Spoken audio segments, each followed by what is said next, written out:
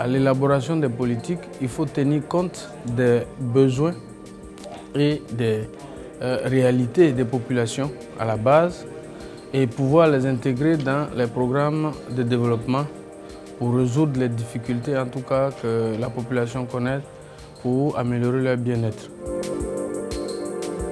Whether they are farmers or educated people or business people, you need to facilitate to create the environment where they can actively engage in delivering the growth itself.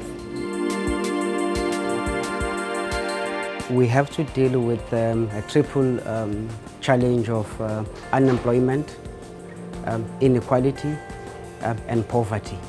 These are the three things that if we don't address them at all, I don't think we can speak of any effort that will be successful in terms of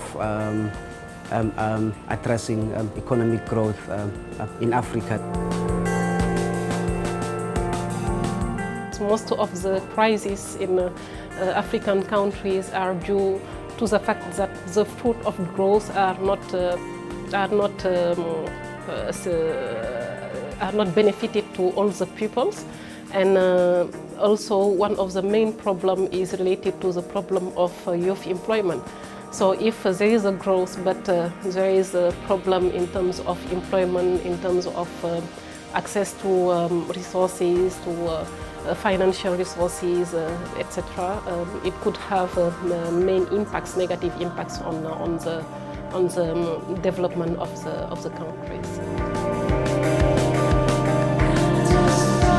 Such African programs like NEPAD already speak of a link between development, human rights, and good governance.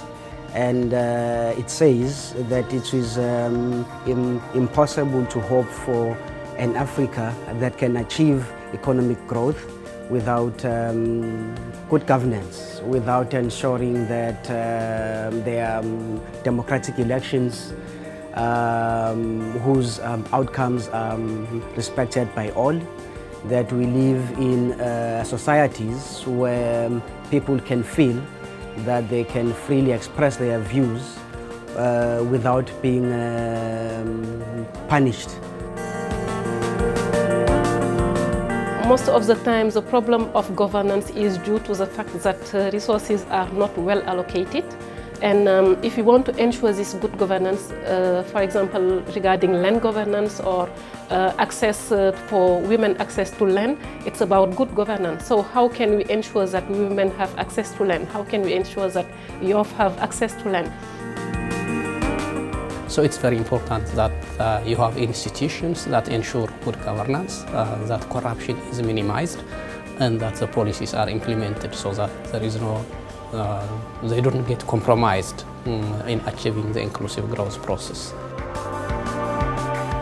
We need to have a state that is really more concise in the way they design policies and the way that they deliver services to the population. So it's not only electoral propaganda, but you need to also implement what you say that you're going to do. Economic integration is going to be extremely important because that means bigger markets. And when we say markets, not only markets for industrial products, for agricultural products, for goods and services, but it's also labor market, it's also capital market, so that resources will flow to, freely to allow countries to invest, to allow countries to get the kinds of skills and educated people, trained people that they need. We can do a lot of kind of integrations like economic integration and so on and so forth, but one of the big challenges in African countries is infrastructure, and most of the infrastructure are built in a way that serves some capital, some interest of some big, huge enterprise in countries, and not to link and to produce a capability base and not to boost other areas or other industries within the countries.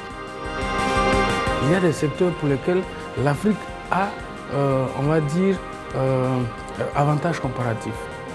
Malheureusement, individuellement, les pays ne peuvent pas arriver à ce développement-là s'ils ne décident pas de se mettre ensemble et d'aller vraiment dans le cadre d'une organisation régionale ou sous-régionale, beaucoup plus performante, mais beaucoup plus solide pour défendre un certain nombre d'intérêts.